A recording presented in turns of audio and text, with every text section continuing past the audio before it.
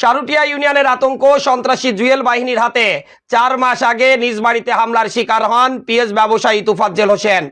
তবে তখন প্রশাসনের কাছে মামলা করার জন্য বারবার ঘুরলেও সন্ত্রাসী জুয়েল বাহিনীর নামে কোনো মামলা নেয়নি থানা পুলিশ। সন্ত্রাসী জুয়েল বাহিনী এতটাই ভয়ঙ্কর ছিল, তাদের বিরুদ্ধে কথা বলার সাহস ছিল না তখন কারোর। তোফাজ্জল বলেন, ঘটনার দিন রাত 11টা থেকে 11:30টার দিকে আমি বাড়িতে ছিলাম।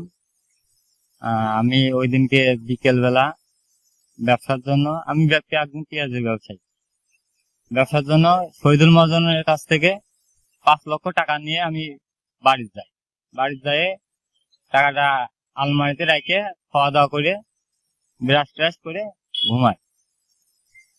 আনুমানিক রাত 11টা থেকে 11:30টার ভিতরে ওরা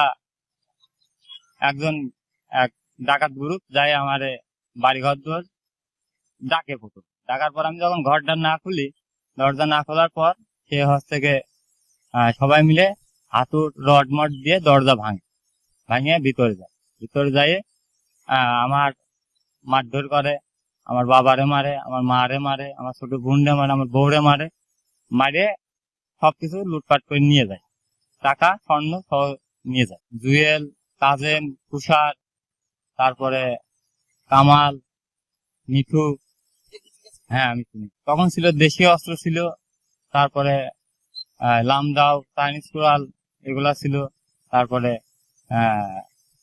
বন্দুক ছিল। আমি সুস্থ বিচার চাচ্ছি।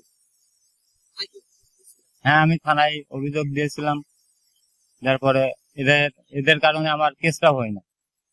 এরা টাকা পয়সা দিয়ে মামলাটা বন্ধ করে আসছে। মামলা কেন হলো না, এখন এরা টাকা পয়সা দিয়ে থানা এদের বলে যে থানা এদের পকেটে, আওয়ামী লীগের ক্ষমতা দেখায়, দলের ক্ষমতা দেখায়। একেবারেই পুঙ্গ করে রেখে গেল।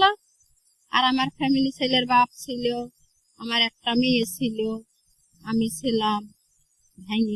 ছেলে তো মাঠে কাটিয়ে পারে। আমার ছেলেটা পেঁয়াজের ব্যবসা করত, কিছু পয়সা করেছিল, পয়সাগুলো নিয়ে যায়। তারপরে হচ্ছে যে গরিব মতন গয়নাগাটি যাই কিছু ছিল না ছিল সেগুলো নিয়ে যায়। তারা নিয়েছিল, চিনার মধ্যে একটা ছেলে বাড়ি পার আসতো, আমি একটা ছেলে চিনেছি। আর আমি বাইরে যাইনি বাবা, আমি এমন কিছু চিনি না।